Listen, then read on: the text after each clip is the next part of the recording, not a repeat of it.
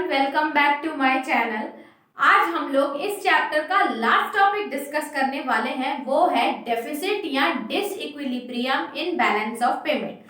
तो चलिए देखते हैं। सबसे पहले मैं आपको डेफिसिट का मतलब बताती हूँ। डेफिसिट का मतलब कि बीओपी हमारी फॉरेन ट्रांजैक्शंस को देखती है, तो फॉरेन ट्रांजैक्शंस में अगर पैसे का इनफ्लो ज्यादा हो जाए और ये आउटफ्लो ज्यादा हो जाए, हमारा पैसा बाहर ज्यादा जा रहा हो और आ कम रहा हो, इसको हम लोग बोलते हैं आउटफ्लो। अगर इंक्रीज हो जाता है तो इसको डेफिसिट बोलते हैं। क्यों? क्योंकि पैसा आ नहीं रहा है, रिसिप्ट्स रेवेन्यूज नहीं हो रही, सिर्फ एक्सपेंडिचर बाहर जा रहा है, हम बाहर से खरीदी ज्यादा कर रहे हैं, वहां से हमको पैसा नहीं आ रहा है।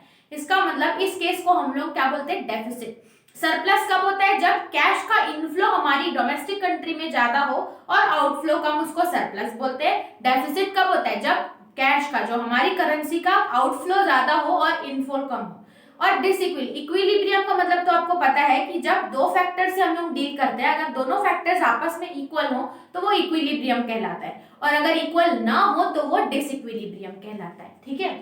वैसे तो बहुत ही कम केसेस हम लोग बीओपी में देखते हैं कि जो बीओपी है वो हमारा डेफिसिट आए, लेकिन कुछ केसेस में आता है, और ये मोस्ट प्रॉब्लम क्रिएट करता है एक इकोनॉमी के डेवलपमेंट में। क्योंकि अगर डेफिसिट बीओपी है मतलब हमारा कैश पूरा फॉरेन कंट्रीज में जा रहा है, इससे डेवलपमेंट हिंडर होगा और भी एक्टिविटीज कंट्रीज की रिस्ट्रिक्ट हो जाएंगे, हम लोग के पास ज्यादा फाइनेंस नहीं रहेंगे, फॉरेन एक्सचेंज ज्यादा, हमारा जो रेट है फॉरेन एक्सचेंज रेट वो गिरता जाएगा। तो बहुत सारी एक्टिविटी इफेक्ट्स हैं जो हम लोग को बीओपी डेफिसिट से देखने को मिलते हैं।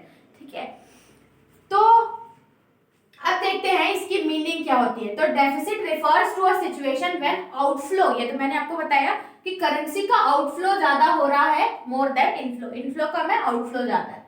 उसके बाद नेक्स्ट आता है कि causes of disequilibrium. Disequilibrium BOP में आता है मतलब कि वो इक्वल नहीं है, हमारे inflows are not equals to outflow, ये इक्वल नहीं है तो डिसइक्विलिब्रियम। इसका मतलब हम लोग डेफिसिट में है।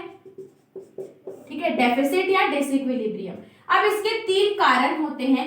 एक होता है इकोनॉमिक फैक्टर, सेकंड है पॉलिटिकल फैक्टर, फिर आता है सोशल फैक्टर। इकोनॉमिक फैक्टर क्या कारण बताता है कि क्यों हमारा बीओपी डेफिसिट में जा रहा है। तो इकोनॉमिक के टर्म से पहला रीजन हो सकता है डेवलपमेंटल एक्टिविटीज। इसका मतलब जो डेवलपिंग कंट्रीज रहती है वो अपनी कंट्री में बहुत सारी डेवलपमेंटल एक्टिविटीज कराती है, जिसके कारण उनको डेवलप कंट्रीज पे डिपेंड होना पड़ता है मशीन टेक्नोलॉजी और एप्लियन क्या बोलते हैं बहुत सारे गैजेट्स के लिए। तो ये सब उनको डेवलपमेंट में लगता है, जो वो डेवलप कंट्री से खरीदती है तो उनको पैसा देना पड़ेगा, तो आउटफ्लो इस केस में इंक्रीज हो जाता है।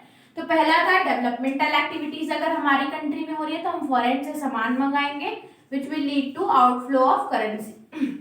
फिर आता है हाई रेट ऑफ इन्फ्लेशन। अगर हमारी डोमेस्टिक कंट्री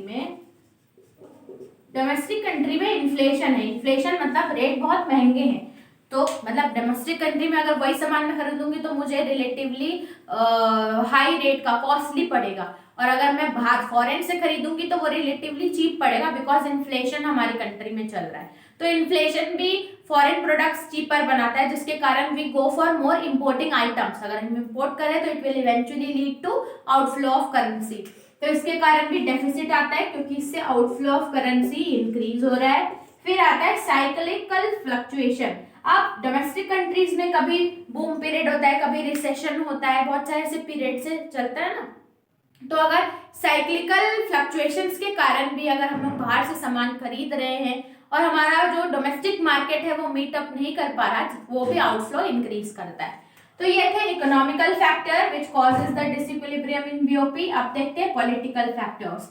पॉलिटिकल फैक्टर्स में फर्स्ट आता है पॉलिटिकल इंस्टेबिलिटी। अगर कंट्री की जो गवर्नमेंट है, पॉलिटिकल पार्टी है, वो स्टेबल नहीं है, बार बार चेंज हो रही है, तो चेंजेस विल लीड टू कि वो रूल्स एंड रेगुलेशंस अच्छे से फॉलो नहीं हो पा रहे हैं, इसके कारण सब फ्री हो जाएंगे और हम ज्यादा सामान बाहर से मंगाने लगेंगे, which will lead to outflow of money. तो इससे हम लोगों का डिसइक्विलिब्रियम आ सकता है। फिर पॉलिटिकल डिस्टर्बेंस, अगर उस कंट्री में पॉलिटिकल डिस्टर्बेंस है तो मतलब उनको गवर्नमेंट को सपोर्ट नहीं मिल पा रहा है, तो आपकी जो पॉलिसीज प्लान है वो उतना वर्क नहीं करेंगे और इंपोर्ट इंक्रीज हो जाएगा, आउटफ्लो विल इंक्रीज। फिर आता है सोशल फैक्टर्स। सोशल मतलब सोसाइटी से रिलेटेड हो गए, तो पहला है डेमोन्स्ट्रेशन इफेक्ट। डेमोन्स्ट्रेशन इफेक्ट मतलब कि जो रूरल एरिया से लोग बाहर आते हैं, when they migrate towards urban area की तरफ जाते हैं, तो वो लोग देखते हैं कि the fashion, the styles they are adopting, तो वो लोग इसी तरीके से उसी बेस में ढलने लग जाते हैं। They kind of convert themselves और ट्राइंग टू, मतलब वो लोग वही चीजें खुद भी यूज करने लगते हैं, और वो उस केस के बाद क्या करेंगे, इम्पोर्ट ही करेंगे सामान, जिससे इम्पोर्ट बढ़ जाता है और हमें आउटफ्लो बढ़ जाता है।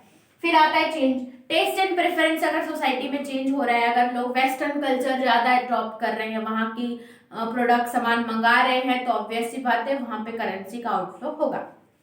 तो ये था हमारा लास्ट टॉपिक और balance of payment chapter. I hope आपको पूरा समझ में आया होगा। आप एक बार करके देख सकते हैं, छोटी छोटी वीडियोस है, रिवीजन होने में आसानी में होती है। अगर आपको मेरी एक्सप्लेनेशन पसंद आ रही है तो don't forget to subscribe the channel. इस वीडियो में इतना ही रखते हैं, मिलते हैं नेक्स्ट वीडियो में नेक्स्ट चैप्टर के साथ। तब तक के लिए थैंक्स फॉर वॉचिंग।